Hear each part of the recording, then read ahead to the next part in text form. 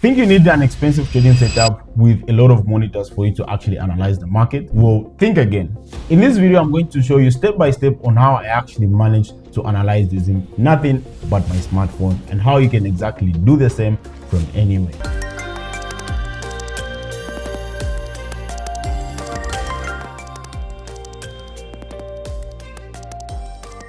What's up, traders? Welcome back to my YouTube channel. Joshua here, and in this video I'll be showing you guys step by step on how I actually manage to analyze using my smartphone and how you can actually manage to do the same. So in this video I want you guys to actually get your smartphone. Let's start the video. Right now I'm using my smartphone and I'm going to show you what you have to do. The first thing that you have to do in order for you to actually analyze perfectly using your smartphone. Step number one is to make sure you're actually using the horizontal format of you analyzing. So I'm just going to turn off the portrait mode and we're actually going to activate the horizontal format. So when you're actually analyzing using your smartphone and you want to utilize the bigger screen, you have to make sure it's actually in this format, right? So you can see that now we're able to see the history and we're able to see the historical data on how this market was actually moving. Second step is to actually use a higher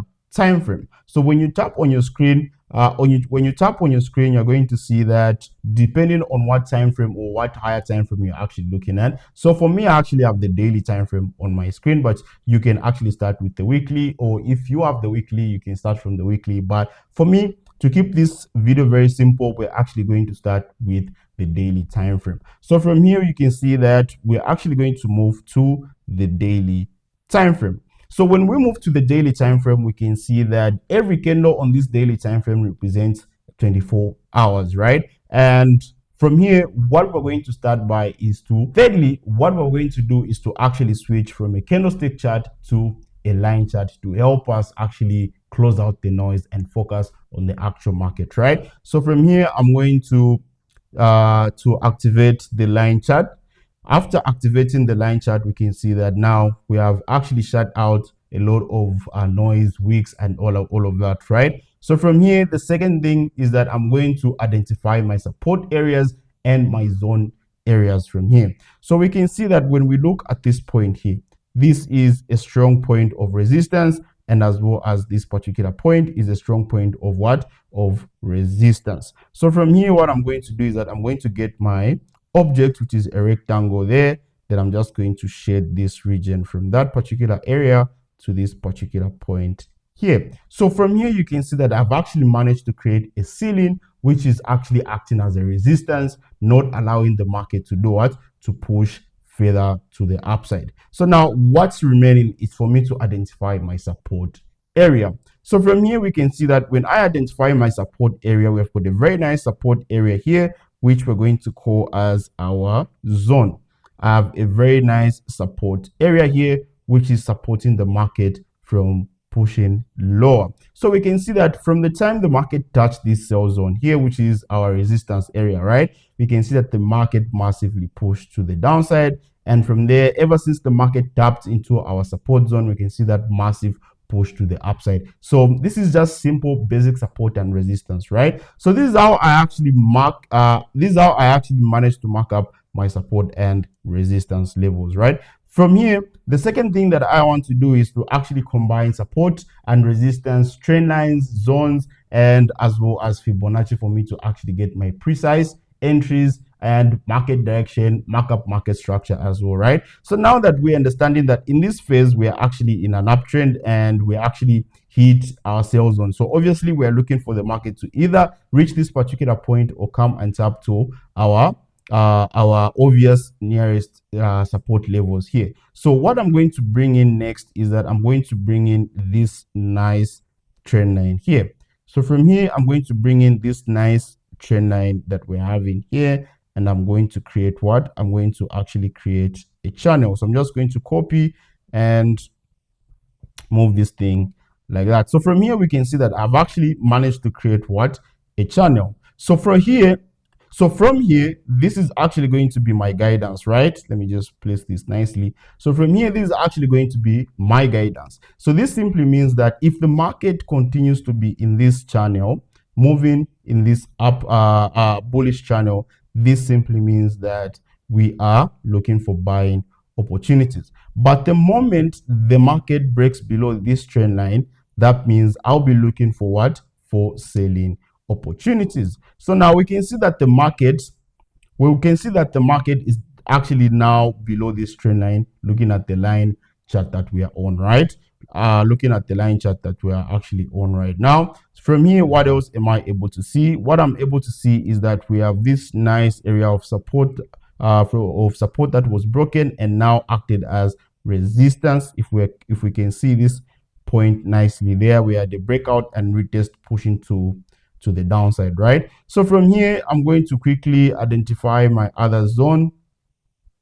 From here, we can see that we have got this other zone that's around this point here, which is this point. So we can see that the market is actually sitting at what? Sitting at this support. So what we can expect is expecting the market to push up for a retracement and then doing what? And then pushing down lower, aiming to reach what? Aiming to reach this support level or zone at this bottom. So from here, this is a daily time frame. I'm not going to do much on the daily time frame. I just want to keep it simple and straightforward so that I'm able to see the market and not to confuse myself, right? So these are the zones that I'm actually looking at when it comes to the daily time frame. From here, I'm going to move to the 4-hour time frame and just switch back.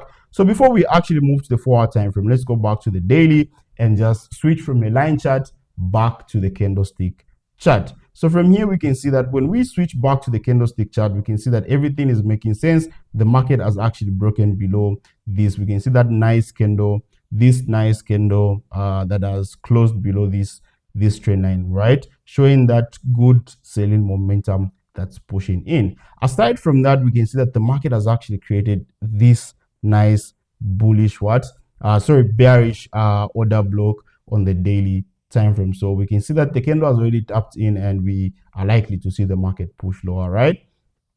From here, let us move to the 4-hour time frame. So when we move to the 4-hour time frame, we can see that this zone, let me just mark up these zones nicely. So when we move to the 4-hour time frame, we can see that, right? So when we move to the 4-hour time frame, we can see that the market tapped into this area as well, tapped into that area, pushed to the upside. And then if I switch back, we can see that we're having a very nice support. Let me delete this one for a minute and just bring this. We have got the market coming to this level here. So when we zoom to this particular point, we can see that the market pushed to the downside, strongly pushing to the downside, and then giving us that correction. After giving us the correction, we can see that the market nicely broke to the downside, breaking our support, and we're having a very nice market retracement at this point. This actually tells us or highlights that the market is in a bearish structure, because we can see that it's now giving us or you can see that it's now breaking below the previous low, right? Which is actually known as the break of structure, as many traders actually call it as a BOS, right? So we're having a BOS below this point that was broken, or our support was previously broken and now turned into our resistance. So now if we zoom in closely on the 4-hour time frame, let me just delete this so that we can see the market nicely. So when we're moving closely on the 4-hour time frame, we can see that the market gave us a nice retest, right? The market gave us a nice retest, and now we're having this as our current support, and previous resistance that we're having was this area here. So we have that resistance and this particular resistance. So now we can see that candles are nicely holding below this particular point, which is actually showing the momentum where it's lying and showing that sellers are actually strong, and we're likely to break below this area and just have the market pushing to the downside. So now moving to the 2-hour time frame, because I'm not looking to make my entries from the 4-hour time frame, because I'm not actually a swing trader, but I look to scalp and to day trade. So moving to a day trading time frame, we can see that the 2-hour time frame is actually showing something very good as well. So both the 4-hour time frame and the 2-hour time frame are actually showing something good. And moving to the 1 hour, we can see that we have got a very nice support that has been supported by different time frames, starting from the daily, 4 hour and 2 hour. Now we are on the 1 hour time frame. So this just shows that this is a strong level of support, sorry, resistance, and this is a strong level of support. So now what we are looking for is selling opportunities that we could have hoped into this trade around this area here. So if you are to enter around that area, your stop loss would be just slightly above that point, and now you could be in profit targeting this point as your TP1. And if there is any level of support here, could be your level of what, your level of support to take your TP2 from. So let's say if I was to take this trade, right, if I was to take this trade, let's say even where the market is, my stop loss always has to be above that point, and I have to target my nearest support, which is this point here and that particular point. So this is how I managed to actually analyze using my smartphone. No stress, just keeping it simple so that you're able to predict and actually make entries. So I hope this video was actually helpful. If you found this video to be helpful, make sure you leave a comment down below this video on what video you would love me to create next. So from me, without wasting much of your time, see you in the next video.